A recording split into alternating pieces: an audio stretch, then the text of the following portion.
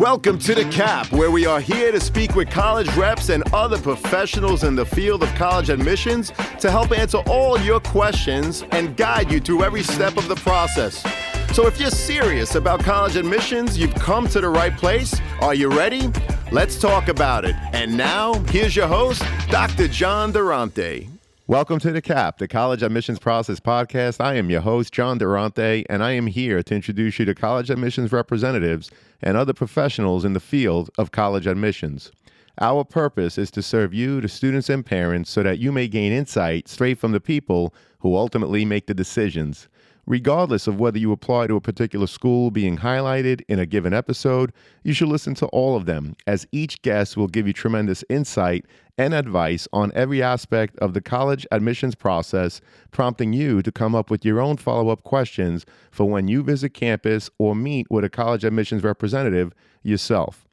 Don't forget to visit our website, www.collegeadmissionstalk.com, or the show notes of each episode to access the alphabetical list of all the colleges available with the related audio link to the right of each school. The alphabetical list provides you with on-demand access to all of the episodes so that you may listen whenever you wish.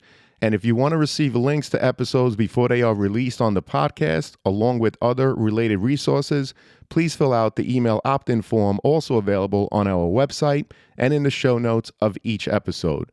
Lastly, please email me with any questions or comments at collegeadmissionstalk@gmail.com. So are you ready? Let's talk about it.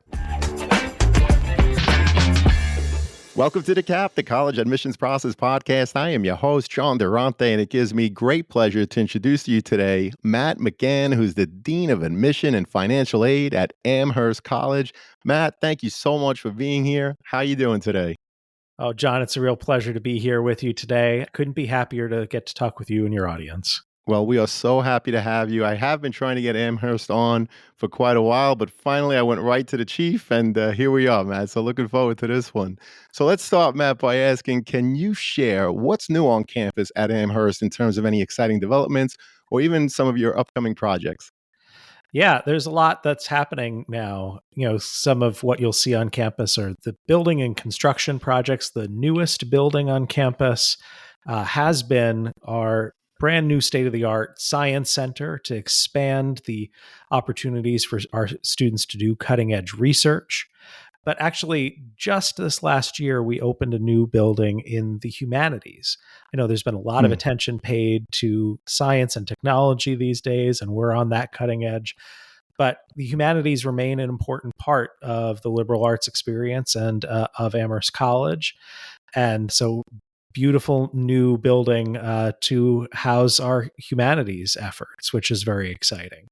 Also, this year, our students, for the first time, don't have to worry about the costs of textbooks. Textbooks are now included in our overall costs. So you register for class, you show up at the bookstore, you tell them your name, and there's your books. I know that students are worried about the cost of course materials, that is something that is another cost in this process. We want to take away those things that people worry about. We've been trying to do those kinds of things for a while. We're among the so-called no-loan schools because we also know that students are very worried about taking on debt for their education. So we're glad to not have to have that as part of our initial financial aid offer. So yeah, we're trying to both do a lot of things academically between sciences and humanities, but also to bring more equity and access, whether it's textbooks or loans or whatever else we can do. Well, that's terrific. First of all, anytime that a school is doing a lot of building, as you mentioned, there's a new science center, humanities buildings, that's always a great sign that the future looks great. Now, you also mentioned the equity in education, and I appreciate you talked about two things. Number one, textbooks are included. Not only is that great for students, but I'm sure that, Matt, that there's a lot of parents out there that are really happy to hear that. And you talked about being a no-loan school. Can you just elaborate on that a little bit for people that might not understand exactly what that means? Yeah, I know that there's a lot of talk in the press and among families going through the college process about how to make college affordable and how college can be financed. And there's a lot of concern about taking on significant debt for a college education. And recognizing that an aversion to debt is a real obstacle for a lot of students that we think would be really great at a place like Amherst College. It's about 2 decades old now. We've been in our financial aid packages, we've replaced where we used to say, hey, this is a good spot to maybe take a subsidized federal loan. We've replaced that with grant funding, scholarship money that does not have to be paid back. And what we found is that has helped us to bring in more students from more different socioeconomic backgrounds who would really benefit from the Amherst College experience. I think it's been a good program to increase socioeconomic diversity on our campus and open the door a little bit more widely to deserving students who would really benefit from our education. Well, I think that's terrific. Every little bit helps, and kudos to Amherst and your office for working on making that happen for all students. Now, ironically, you mentioned earlier your science center. So just this week, I received an email from Nicole, who's out of Virginia. So Nicole from Virginia writes, my son is still a few years away from the application process, but I'm trying to learn about more colleges and universities that he might consider when he gets there and build upon my own familiarity with what some of his options will be in advance. One question I have regarding liberal arts colleges pertains to STEM majors. My son is currently interested in pursuing computer science, and while I know large state universities often have excellent computer science programs and resources, I feel he might be better suited to a setting that's more of a small, collaborative, residential style college with smaller class sizes, such as Amherst. And she writes, is it possible for a computer science major to get a solid education in that field with access to internships and good job placement outcomes after graduation from a small liberal arts college? What do you have to say to that, Matt? Yeah, thanks, Nicole, for writing in with a question. I'm glad to be on today to help think about it. I think the liberal arts environment can be great for prospective computer science majors. Today at Amherst College, computer science is one of our 5 largest majors. We have a really terrific faculty who are really engaged with our students. Our faculty and students collaborate on lots of different areas of work in computer science, artificial intelligence, big data, cryptography, among other kinds of things. And so it's a very popular major and certainly growing. On the career side, our career center, I think, is one of the great career centers. One of the interesting approaches that we take now is that in our career center, we have specialists, people who are liaisons to particular industries. So we have folks who work a lot with show business and Hollywood and Broadway. We have folks who work a lot with the publishing industry and journalism, folks who work with politics and nonprofits. And yeah, we have someone who works specifically with science and technology, helping students to connect with internships and ultimately to find fulfilling careers after Amherst. Among the top 10 employers of Amherst students in this last year were both Microsoft and Amazon. So I think this is proof that at liberal arts colleges, you can get a really great education in computer science, have really great outcomes. And Nicole, as you pointed out in your question, there are some differences between research universities and liberal arts colleges. And I think the most important thing is for students to know themselves and to find that right fit. And for some students, that more intimate environment, the collaborative environment of the small classes that you'll find at liberal arts college can be really perfect. Well, we really appreciate that. Thanks again, Nicole from Virginia, for reaching out. You talk about computer science being 1 out of 5 of your largest majors. There is a lot of faculty and student collaboration, along with great work in AI, just to mention a few of the topics that you covered. You also have a career center where you talked about your specialists. Now, the specialists are liaisons to particular industries. So Amherst is there not only to accept you as a student, not only to support you during your 4 years plus as a student there, but also to set you up for careers. And I say that because, Matt, I read that your retention rate is an amazing 97%, not only well above the national average, but one of the highest in the country. And retention rates, of course, means the percentage of students that return after freshman year. So, Matt, what is it about your community at Amherst, your academic and extracurricular offerings, that makes students want to return each year? And are there any programs in particular that Amherst offers to help students with that transition from high school to your campus? Yeah, I think it starts with really caring professors and also a really caring and strong community. On the academic side, we're a small residential undergraduate only liberal arts college. Our 1,900 students come here because they love to learn, they love our tight knit community, and we prioritize teaching. And because we prioritize teaching, all of our classes are small. The student to faculty ratio is 7-1. And because we're undergraduate only, all of the classes are taught by professors rather than, say, graduate student teaching assistants. And I think that this makes for an environment where students and faculty are really engaged. Small classes, professors know your name. If you're not showing up for class, they're going to recognize that you're not there and they're going to check in with you. Also, in the classroom, one more factor that makes, I think, the education really engaging for students is the structure of our curriculum. So we have what's called an open curriculum.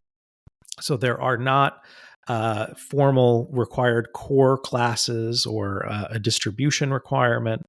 What's required to graduate from Amherst is to take and pass 32 classes. That's 4 classes each semester times 8 semesters. Within that, you have to take a first year seminar, one of 34 different first year seminars. You have to fulfill the requirements of at least one major, although about half of our students do 2 or sometimes 3 majors. And otherwise, just take the classes that most speak to you. That's what an open curriculum is. So in the classroom, what that means is that everyone else in a classroom with you, in that small class taught by a professor, has chosen to be there. They're excited to learn the material. They're excited to talk about what the topic of the day is rather than it just being another class that they have to take.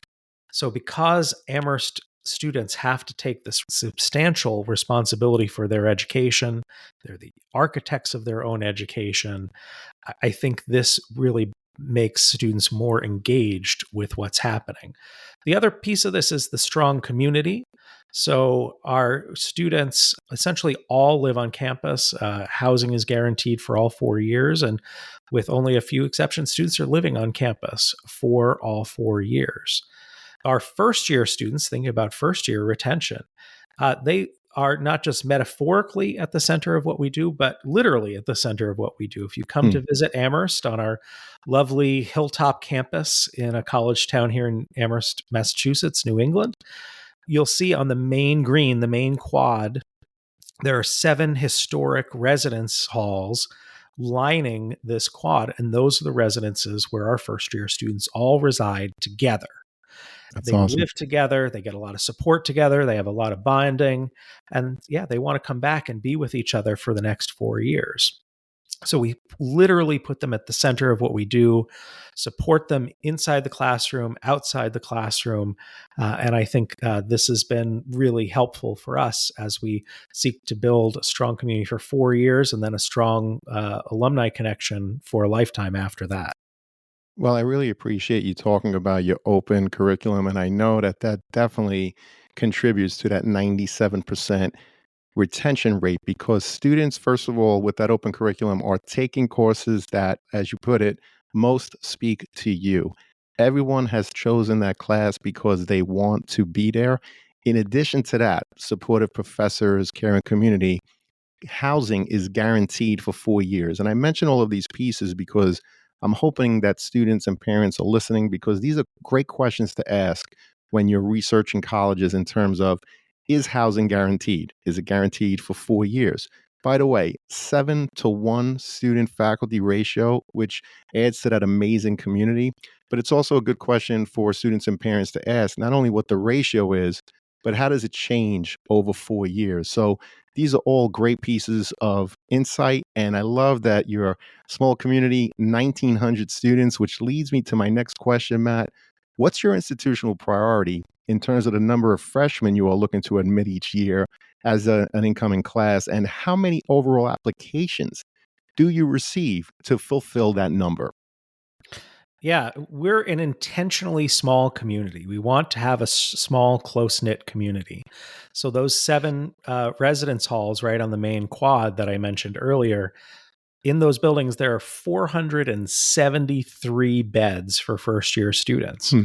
So that's our goal each year, is to identify 473 students that we think really align well with the mission and values of Amherst College. And so that's our goal. So from there, we just kind of work backwards. So we based on kind of some math and things, we step back and admit about 1,200 students each year.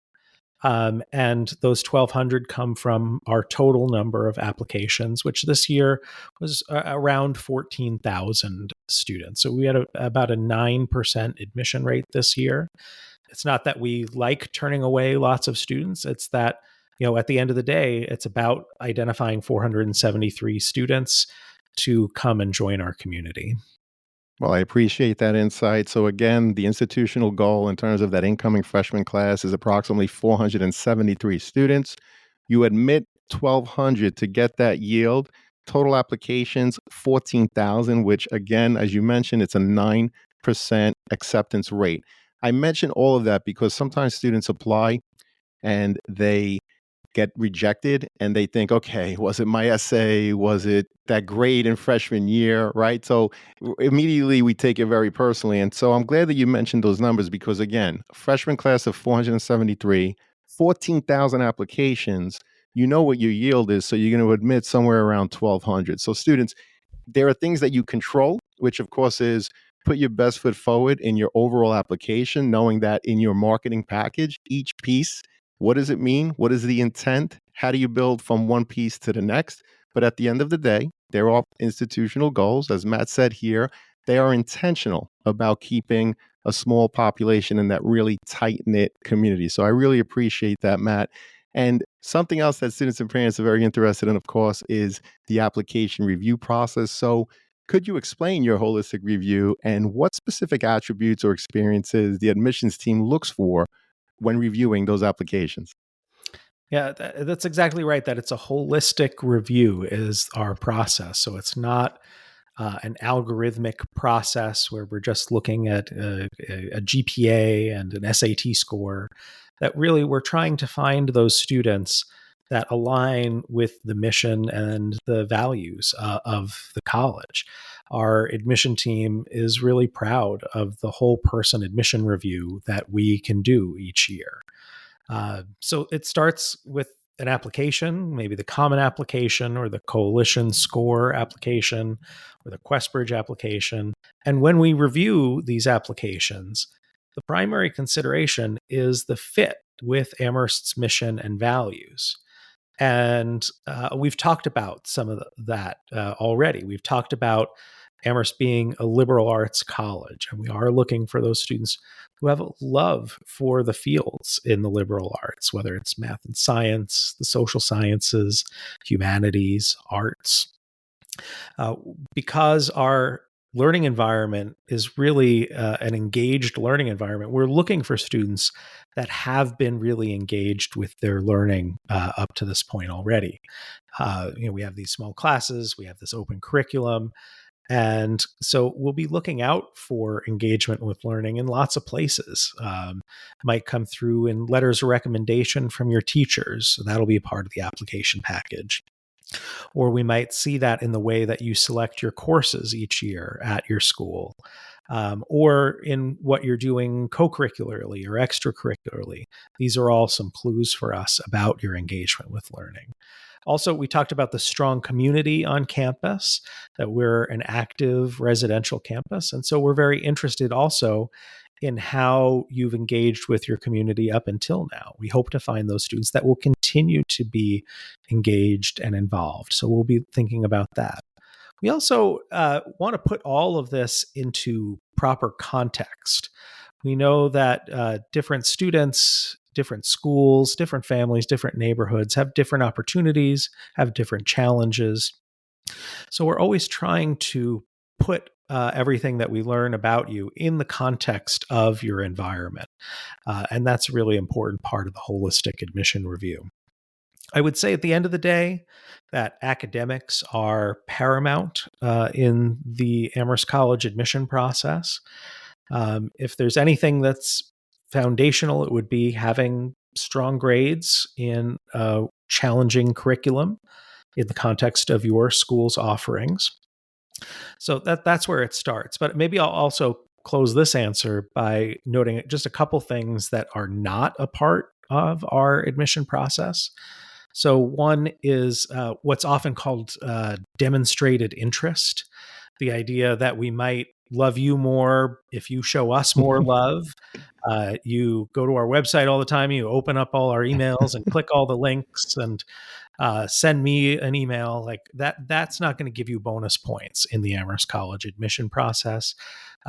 Whether you're just finding out about the liberal arts, just finding out about Amherst College, or you've had a lifelong affinity for the place, all of those students will be put on the same playing field.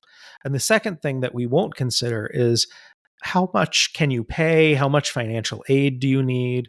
We're very fortunate to have 200 plus years of the Amherst community giving back to make the Amherst education affordable for all. So we're able to do an admission process that's what's referred to as need blind, which for us means that needing financial aid is not going to be something that works against you in our financial aid process. And indeed, most of our students receive need-based financial aid. And we're glad to run an admission process where it's primarily for us, we can focus on academics, on mission, on values, and not so much on some of these other things. Well, we appreciate that. You're looking clearly for students who fit with Amherst mission and values. And I think it's very important to repeat that, students, because they're looking for students who have a demonstrated love in the liberal arts, which is clearly what Amherst is, a liberal arts college, but also students who have been engaged in their learning throughout high school, as Matt said, based on the context of what's available. So, looking at, for example, your school profile, what is available to you? What did you select over your 4 years of high school? And frankly, how did you perform? And by the way, we talked about a lot of things, including that amazing Amherst community. What have you done in high school as a community member? In addition to your academics, what have you done as a community member that shows that you're in line, that you fit with the Amherst missions and values? Anything else you want to add to that, Matt? I think some of this may come up as we keep going through, but holistic admission means that we're going to spend time on your application. We're going to try to be really thoughtful. We know that you put a lot of effort into the application, and we're going to try to give that respect to the work that you put in to showcase your best self. As we try to make some hard decisions about who we think might fit best into the community that we're building. Well, we appreciate that. And also the fact that you mentioned that you're not tracking demonstrated interest. And you're also not looking in terms of whether a student can pay or not. So you are need blind, which, I really appreciate you sharing that as well. So, Matt, has Amherst made any changes to its standardized testing policies? And how do you currently weigh SAT or ACT scores in the application process? Yeah, so Amherst College is a test optional campus. Test scores, if submitted, can be one of many things that can help us to understand kind of the academic foundations of a student's application. But we have lots of ways of assessing that. We've kind of touched on some of the ways that we hear about academics, not only through the transcript and teacher recommendations that can provide us a lot of insight, and a variety of other ways. So we are truly optional in our approach to this. And I can share some numbers too that this year, 60% of our enrolling class provided test scores with their application, 40% did not. Among all applicants, it was about 46% provided test scores with their application, and the other 54% did not. Well, we appreciate you sharing those numbers and, of course, the fact that you are test optional. Matt, have you seen any recent trends in students' personal statements and essays that stood out? And can you share some tips for crafting a compelling narrative? Yeah, I know that this can be one of the most daunting parts of the college application process. A lot of the other parts of what you have to fill in on an application, you don't have much choice. They might ask you, who are your parents? What school do you go to? What activities were you involved with over the last 4 years? What classes did you take? You can't go back in time and change that. But then you get to this part of the application where you can put any 500 words that you want. And this is the point where, okay, I actually have some control here. And I think there's a lot of anxiety about that. And there's a lot of lore and mythology around the college essay. A lot of folks put a lot of pressure on themselves to have to come up with something really heroic. I've cured cancer. If you have, that's great. That That is would be a great. great service to the world. But that's not what we're expecting. In fact, I would say that the essays that we've been seeing that I think often are the most helpful are those that some outsiders might consider boring. Hmm. In that, there's nothing flashy happening. It's just an essay that gives us some insight into you. And that's really what I hope, is that this is something that's true to you. Sometimes a piece of advice I'll give for students is, if you had a printed out copy of your essay and it didn't have your name on it, and it was just left in the hallways of the school, and your best friend picked it up, or your favorite teacher picked it up without your name and just read it, that they would know it's you. That's, I think, a great essay. Not an essay where you pick it up and you're clearly trying to be someone else Right. because it's someone that you think that admission officers want to see. And I think that that's the wrong approach here. I think you want to be true to yourself. You don't have to have already done these amazing things. Who you are is enough. And I hope that we get to learn about you. And it's one of the real treats of being an admission officer, is to read your stories.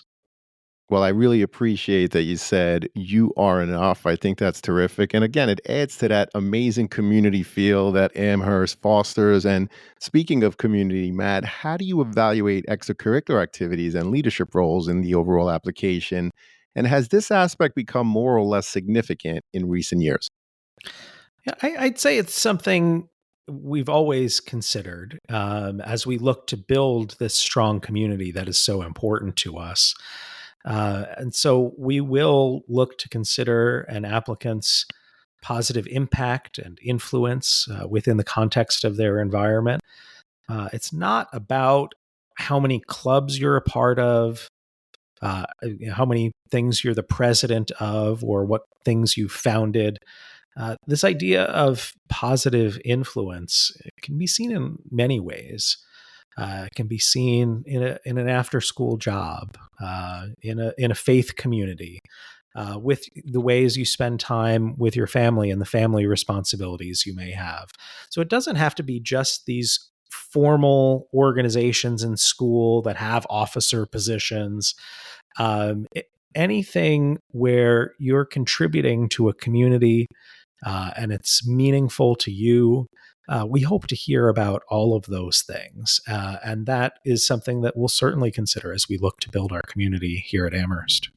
Well, I appreciate you talking about not only the school activities, but all of the outside activities. And I love what you just said. Anything where you are contributing, where you're adding to that community, is something that the admissions reps want to hear about. And by the way, if you don't include the fact that you have a job, students, you're leaving it up to the admissions rep to speculate as to why perhaps you're not in so many after school activities. So it's very important to include jobs, caring for a younger sibling, caring for an elderly relative, whatever it is, include it to give people like Matt the best insight in terms of who you are. So, Matt, you mentioned it a little bit earlier in terms of the teacher letters of recommendation. What makes a great letter of recommendation? What makes it impactful? And have there been any notable examples recently that made a difference in an applicant's evaluation? Yeah, I think the letters frequently make a difference. Part of that is that I see a lot of students who are very humble, don't toot their own horns, or maybe don't even fully recognize just how great they are. And it can Hmm. take a third person observer, someone who sees them in the classroom day in and day out, to really showcase what makes this person special. And what makes a lot of people special is not something that can just be seen in the grade on the transcript. It can be in the ways that students interact with each other. Like, when you're doing a group project, what's your role? How do you contribute to that? I love learning about that through letters of recommendation. Or when you're sitting in class, what's that moment where you go from sitting back in your chair to almost leaping out of your chair? What are those times where you're so excited about the material? I love when teachers tell me about those moments. Or, what do they see when they're walking the halls and you're by your locker with your friends, where, you're with younger students? Are you the one pushing them around, or are Hmm. you the one putting your arm around them and helping them out? These are things that, are real things that we learn from letters of recommendation from teachers. So it's not just about getting a letter from the teacher who gave you the best grade, or the teacher who teaches the subject that you want to major in, but someone that you've developed a relationship where they've seen you at your best, where you've had the opportunity to showcase the ways that you are as a person and as a learner. And sometimes those are teachers that also see you in other contexts. The English teacher who's also the advisor for the newspaper at the school that you work on, or the biology teacher who's also your cross country coach. A lot of those kinds of letters can be really quite helpful as well, because we can see more of you. Your teachers are some of your biggest fans, and it can really add a lot to the application. It's one of my favorite parts of reading an admission application as an admission officer. Well, like every question prior, you gave tremendous insight. And I know that there's a lot of teachers and also school counselors that listen. And I think the bottom line is what you talked about. Talk about the moments when writing that letter, whether it's in class, whether it's something that you observe teachers and school counselors in the hallway. Because if you're going to spend the majority of your letter of recommendation talking about something that's easily found on the transcript or something that's easily found on the activity sheet, it really is a missed opportunity as it doesn't really add too much more to the overall application. So again, that's great insight. And Matt, what are the different ways for a student to apply to Amherst? And I'm talking, for example, early decision, early action, or regular decision. And is there a benefit to applying one way over the other? Yeah, so I'll start with the last part. Was that especially in terms of things like financial aid, our approach to financial aid is not going to change from the first student we admit, Hmm. Questbridge early decision, all the way into the last student we take off of the wait list. For every student, regardless of citizenship status, regardless of application timing or mechanism, we have a need blind admission process. We meet each student's full calculated need. Students can apply through one of three applications: the Common Application, the Coalition Score Application, and the Questbridge Application. And they can apply for one of essentially three deadlines. So Questbridge National College Match has its own process with a deadline in September. We have an early decision offering with a deadline in early November. And we have a regular decision offering with a deadline in early January. And we seek to find those students whenever they might apply and whichever application they might use. We don't want that to be the thing that matters. What we want is to center the student and try to find those students that will really be a great member of that 473 person first year class. Well, that's terrific. And what about looking ahead, Matt? What are some of Amherst's strategic goals or visions for the next 5 to 10 years? And how might these influence the university's appeal to prospective students? Yeah, I'll talk about a couple projects that we've got underway and then kind of a philosophical goal that we have as well. So, we've got two new building projects on campus. So, one is going towards that strong community that we've been talking about. We want to make it even stronger. We're going to do that through a new student center and dining commons, Hmm. especially in this world where so much is happening online through our phones and computers. We want to make an investment in people being together in person and to find and make those spaces where people can sit together, talk together, eat together, and really build community. So we've taken a spot on our hillside overlooking the mountains. It's a beautiful site where we're really looking forward to students coming to that place and building community together. The other thing is less visible than a building. It's actually mostly underground. We are seeking to move off of fossil fuels and to become a Hmm. carbon neutral campus within the next few years. So there's a lot of infrastructure parts of that project. It's not as exciting as a new science building or a new student center in some ways, but I think it speaks to our mission, and I think it speaks to the kinds of students that are attracted to places like Amherst. They see the big problems of the world.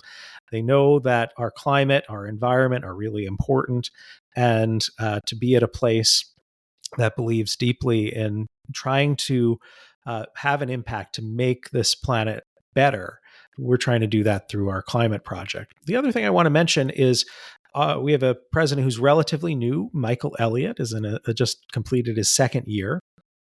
And one of his big goals is he wants to think deeply about civic engagement, about serving the greater good. I think this traditionally has been something that colleges have played an important role in, and he wants to renew that idea at Amherst College.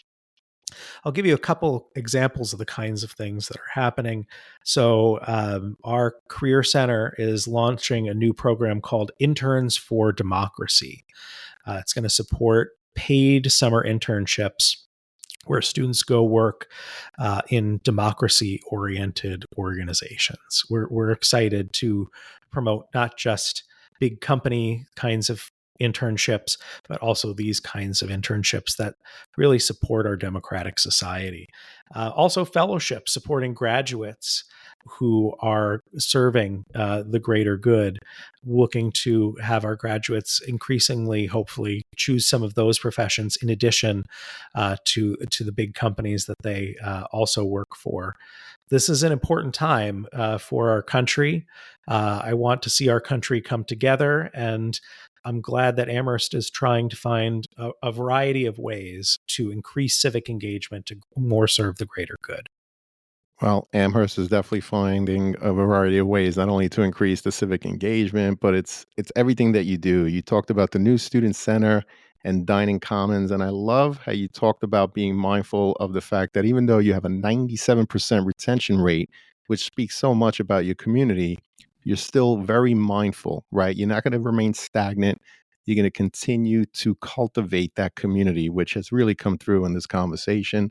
I love how you talk about the carbon neutral campus, that climate project, your new president's mission, which of course is civic engagement, which amongst many things offers so many different internship and fellowship opportunities, which I just think is phenomenal. It really does sound like you have something for everyone, Matt, which leads me to the next question. For students that may have had an IEP plan or a 504 while in high school, what resources does Amherst offer to help ensure that they continue to be supported and successful once they're on your campus?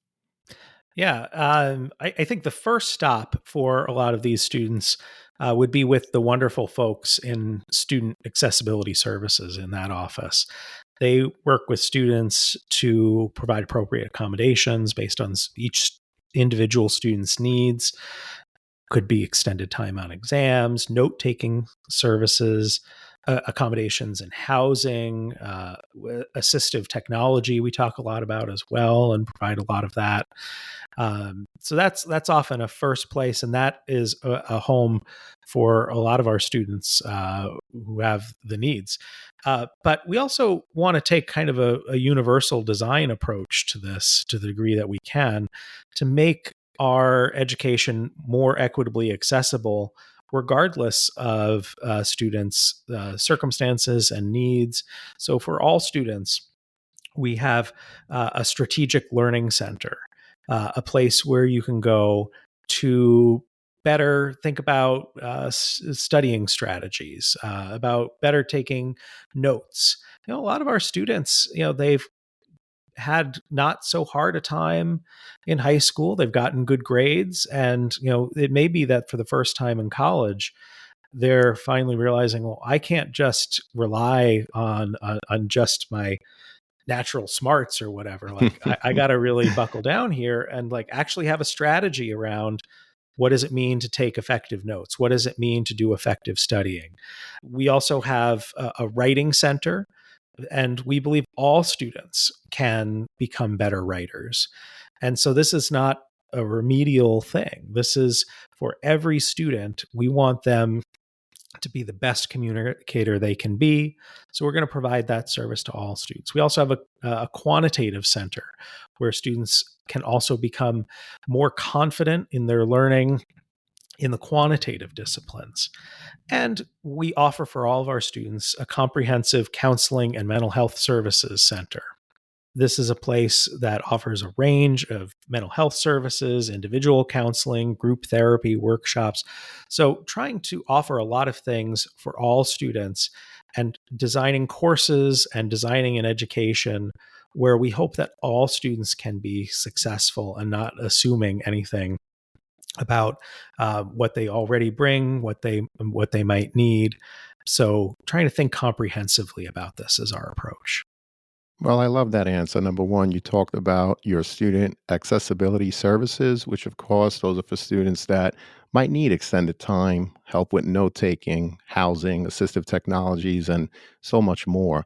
But I'm not surprised that you pointed to your universal design approach, which means regardless of whether a student had an IEP or a 504 plan, you have something for everyone, which includes study strategies, better note taking. You have a writing center, you have a quantitative center. And I really appreciate the fact that you talked about counseling and mental health services as has become ever more important in every single society. So I really appreciate that comprehensive answer. And this has been, Matt, an amazing conversation. Before I get to the last question, I just have to ask, is there a question that I didn't ask today or a topic that I simply didn't bring up that you'd like to share with us now? Oh, there's so much to tell about Amherst College. I would be remiss if I didn't talk at least a little bit about our part of Western Massachusetts and the college-rich area that we are. So Amherst is part of a consortium of 5 colleges and universities in Western Massachusetts called the 5 College Consortium. It includes, in addition to Amherst College, just to the north of us, the University of Massachusetts, which is the flagship state university in Massachusetts, very large, comprehensive research university. Just to the south of us is Hampshire College, a progressive small institution founded out of the counterculture movements of the 60s and 70s. Just to the south of that is the oldest women's college in the United States, Mount Holyoke. And then just on the other side of the Connecticut River from us is the largest women's college in the country, Smith College. And these 5 colleges share resources. There's cross registration between the 5 schools. So not only do Amherst students have access to the 850 courses each year at Amherst, but also to the thousands of courses throughout the consortium. They have access to the libraries and the dining halls and student groups and events. And it makes a small college of 1,900 students part of a larger environment. Amherst, Massachusetts, and its surrounding areas, it's a great college town kind of area, very vibrant. bookstores and bubble tea Mhm. shops and student priced restaurants of all different cuisines of the world. It's a really great place. The other thing I probably, that I'd like to talk about, I think when we talk about college, college is more fun when you've got a rival. You think about Michigan and Ohio State, Harvard and Yale, Stanford and Cal. Well, at Amherst, we've got the biggest little game in the country. You can find its Wikipedia page. For more than 100 years, Amherst and Williams College have had a fierce rivalry. Um, the Amherst Williams football game each fall is one of the most remarkable events that I get a chance to go to. The alumni and community of all of the schools come out and just have a great time. And we have our friendly competitions and other things. And it's always the rivalry is something that's great fun. I will say something nice about them here. If you're liking a lot of what you're hearing about Amherst College, small residential environment, places like Williams College also are great places to check out. There's something they call the Little Three, kind of like Harvard, Yale, and Princeton are the big three. Amherst, Williams, and Wesleyan are the little three. We're part of a consortium of other liberal arts colleges called the Six College Consortium. I hope you'll check out these colleges if you like the kinds of things you're hearing about Amherst. I think the liberal arts, it's this particularly American style of education. It's something we do better in this country, better than the rest of the world. I think it's really special and really meaningful. And I hope that many of your listeners will go. There's a lot of liberal arts colleges on the list of places you've talked to. Check all those schools out too. The liberal arts matters. And Amherst, I think we matter a little bit more than Williams, but only a little bit. Well, we appreciate you talking about the Amherst Williams rivalry and the friendly competition, along with the consortium that you're a part of. That's great insight. Talking also about your liberal arts education, we really appreciate it. And unfortunately, Matt, it does lead us to that last question, which is, what are your top 3 pieces of advice that you provide students and their families going through the college admissions process? Well, yeah, and I love to be able to provide advice to students. We talk about ourselves as admission counselors often, and we love to do the counseling part of this. So, a few things. One thing I like to tell students is if they want to go to college, I think they're going to be able to go to college. I know there's a lot of anxiety about the application and the small admit rates and early versus regular and the common application, but for seniors listening right now, I'd say at this time next year, more likely than not, you're going to be at a college that makes you very happy. Now, I don't know where that is. I don't know which place it's going to be. There's going to be a little journey between now and then, but I'm confident you're going to be at a place that's going to make you fabulously happy. That's going to be a great fit for you. So even as you may be feeling this anxiety, know that at the other end of this, you're going to have a place. You're going to get a great education, and it's going to be worth this process for you. So that's number one. Second thing, I think the college process is a great opportunity to do some self-discovery. I know that when people kick off this process, a lot of the time, the first instinct is like, all right, I got to start making a list of colleges.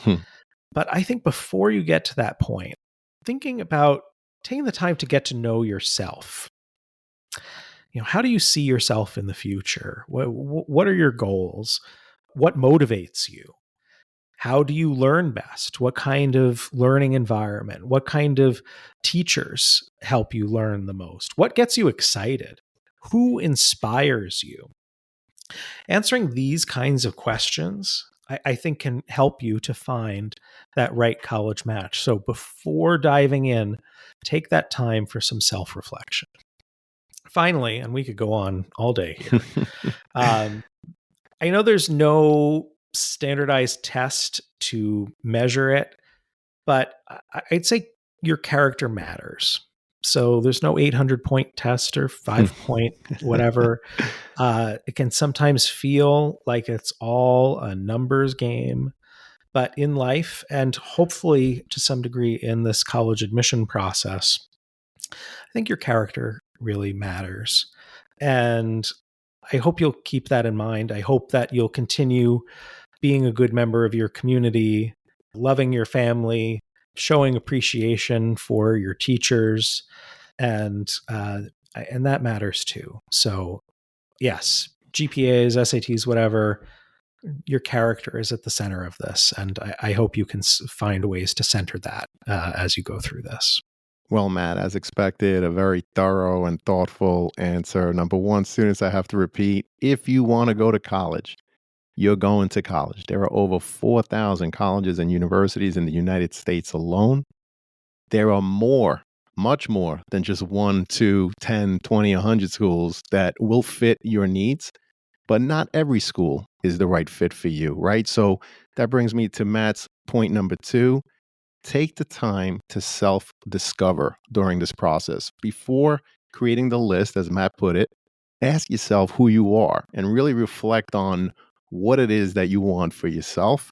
And number 3, perhaps even more important, character matters. It absolutely does matter. So Matt, no surprise at all. This was awesome. You're amazing. Amherst obviously is so lucky to have you, as were we, on this podcast episode. I hope to have you back again, Matt. Thank you so much for everything today.